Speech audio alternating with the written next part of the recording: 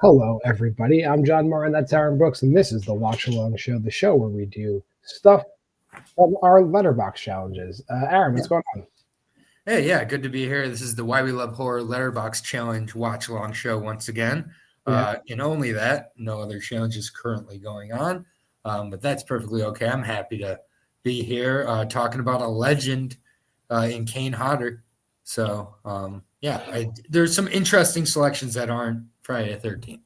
Yeah, the challenge today was just watch a movie where Kane Hodder's in it, but he's not the killer or the antagonist. So that takes out like all the Hatchets, all the Friday the 13th, Right. a few other random movies here and there. But there are plenty of movies where he just shows up and he's just, and especially the one that we both chose today, he shows up as himself. And I got to imagine a lot of the appearances by horror genre celebrities in this movie, like I don't think they were scripted. But we're talking about Digging Up the Marrow, which, if you know Adam Green, who did most of the Hatchet movies, this is another one of his movies. So let me throw up the poster for that. And I got to say, like, you and I think, have the same exact criticism of this movie, in that, like, it's great, but like, it just like doesn't do everything it should do. It's great though. It does everything right, just doesn't do everything. Yeah, I think this is like the most missed potential on my list this year. Like, this is a 5-star movie that ends up being 3.5 stars by the end of it.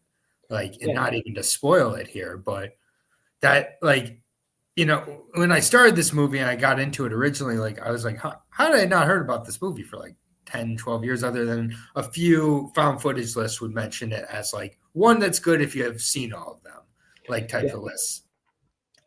Because you get a lot of like really cool stuff. Like Ray Wise is in this movie. Amazing. And if you like Ray Wise because he plays characters played by Ray Wise, then you need to watch this movie because he is at peak Ray Wise. Yeah, playing a guy named William Decker. Yes. I think is he like the only guy in the movie who's like not playing himself? I think so. I mean, aside from like the creatures. Yeah, the creatures, of course. Yeah. But like everybody else is I think even the cameraman is himself. Like that is Adam Green's ex-wife.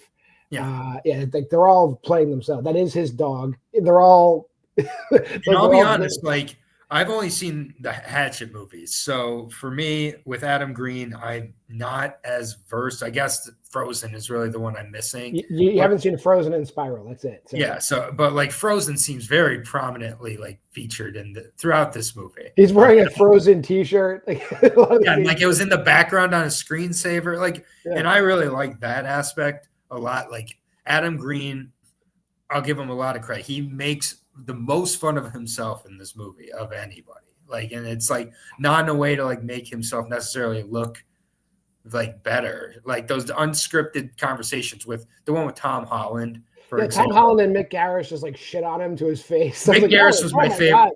Yeah, Mick Garris is my favorite character in the movie, or cameo in the movie. Sleepwalkers director. If you've not watched Sleepwalkers, go enjoy Sleepwalkers. I think one of my favorite Stephen King movies. That's not actually one of my favorites. Just a fun one. But like that was Mick Garris is in there.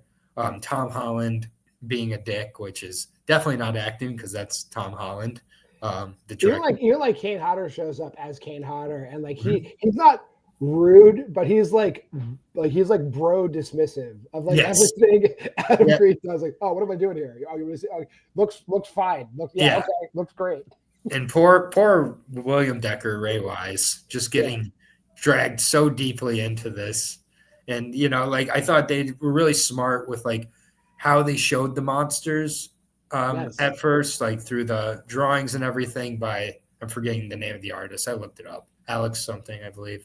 Yeah, like I think the point and like the beauty of the movie is like it's done in a way that you're like maybe this guy is full of shit, and it's done like maybe he's telling the truth, maybe he's crazy, and like it's like so many other horror movies, it's done extremely well. Like it doesn't feel like mailed in. The acting is great, especially for like a mockumentary. It's great. Yeah. And yeah, and Ray, like I said, I can't say Ray Wise kills it enough in this movie. The whole plot of the movie, which we haven't even talked about, is like Ray Wise plays this character, William Decker, who like believes he's found multiple portals to a world that is underneath the world we live in, where like if you're a child who's born deformed, like you are just taken in by this other society. It's kind of like Nightbreed, but not really. Yeah, no, this where do all the deformed people go? Yeah, where do they go? They live in the side. They live underneath the ground. They live in the marrow, and he consistently finds portals, and he's dedicated his life to, just basically being like a steward, I guess. Like a weird, like playing a weird tiptoe with like the creatures that live in the marrow, and then he's always reaching out to filmmakers to like, show his work, and Adam Green takes him up on it. That's the whole movie. Yeah, and then it stops when it gets to the really good part. Yeah, which is weird. I would love this movie is like just over an hour and a half.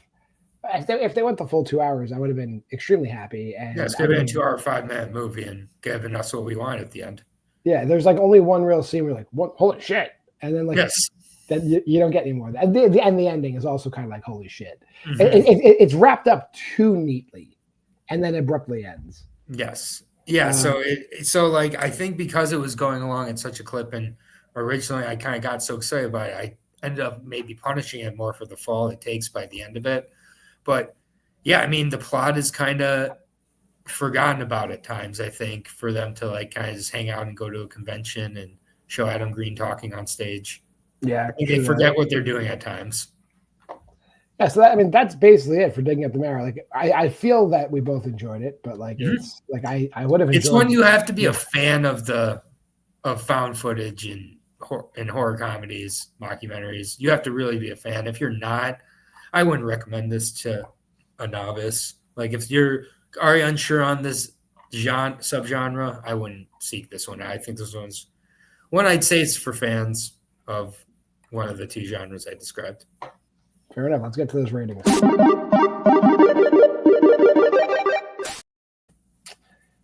I think we even rated it the same, so I'll just go first. This is a 5-star movie. However, like 3.5 for structural problems. Like it's great. It's such a great concept, and I'm not saying that in like how I was talking about Isaac Rodriguez's movies. Like this is a great concept executed well by a great director, but like makes a choice that hurts the movie. Yeah, you can just leave it up there. 3.5 for me as well. There's a lot of potential here that was missed. I feel like if they would have gotten a sequel, it could have been really interesting as well. Like Adam Green, make this sequel. I doubt it, highly doubt it. But make this sequel, damn it. Yeah, do it. But yeah, it could have been a lot better. And again, yeah, pretty much everything you said. The structural issues with the movie end up really holding it back from its potential. Yes, we're in the middle of this block now. We're just covering movies featuring horror icons where they don't play bad guys. So we'll be back next week to talk about Robert Englund, movies where he's not the bad guy. But if you made this far in the video, like, comment, subscribe, share, go to the Facebook group at Why We Love Horror. That's the QR code to the challenge we're talking about one more time. And that's it. I'm JWMaher. That's Aaron Brooks. And tune in next time on Why We Love Horror. And in the meantime, here's the schedule.